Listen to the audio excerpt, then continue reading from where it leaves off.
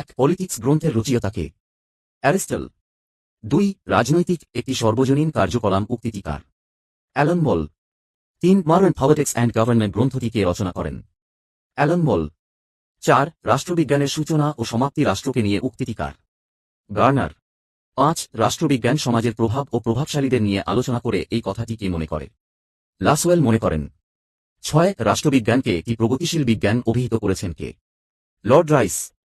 7 একটি শিক্ষা বিষয়ক শাস্ত্র হিসাবে রাষ্ট্রবিজ্ঞানের যাত্রা শুরু হয় কবে? 19 শতাব্দীতে। 8 রিপাবলিক গ্রন্থটির রচয়িতা কে? প্লেটো। 9 রাজাতিক মানুষ এর ধারণাটির জন্ম দেন কে? ম্যাকিয়াভেলি। 10 আধুনিক রাষ্ট্রবিজ্ঞানের জনক কাকে বলা হয়? ম্যাকিয়াভেলিকে। 11 রাজনৈতিক সার্বভৌমিকতার জনক কাকে বলা হয়? John Locke. 12 জনগণের সার্বভৌমিকতার জনক কাকে বলা হয়? রুশোকে। 13 মার্কিন রাষ্ট্রবিজ্ঞান সংঘের প্রতিষ্ঠা হয়েছিল কত সালে? 1903 সালে। 14 সমাজ বিজ্ঞান গবেষণা পর্ষদ গঠিত হয়েছিল কত সালে? 1923 সালে। 15 আচরণবাদের বৌদ্ধিক ধর্মপিতা বলা হয় কাকে? চার্লস মরিয়ানকে। 16 আচরণবাদকে একটি তাত্ত্বিক বিপ্লব হিসাবে চিহ্নিত করছেন কে? রবার্ট ডাল। 17 আচরণবাদোত্তর আন্দোলনকে প্রতিক্রিয়া না বলে একটি প্রকৃত বিপ্লব এবং সংস্কার হিসাবে চিহ্নিত করেন কে? David Easton.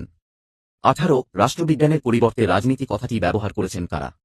Aristotle, Sidgwick, Jellinek, Lowell, Lipson Laski, Alan Ball প্রমুখ। 19 রাজনীতির কয়েকটি বৈশিষ্ট্য দাও। 1 রাজনীতি হল একটি গঠনমূলক ও বাস্তব বিষয়। 2 রাজনীতি বলতে বোঝায় মূল্যের কর্তৃত্বমূলক বণ্টন। 3 রাজনীতি হল একটি কার্যকলাপ, কোন নৈতিক নির্দেশ নয়। 4 রাজনীতি হল অর্থনীতির ঘনীভূত প্রকাশ। 5 রাজনৈতিক কার্যকলাপ সমাজের সর্বস্তরের বিরোধ ও বিরোধের নিষ্পত্তির সঙ্গে যুক্ত থাকে।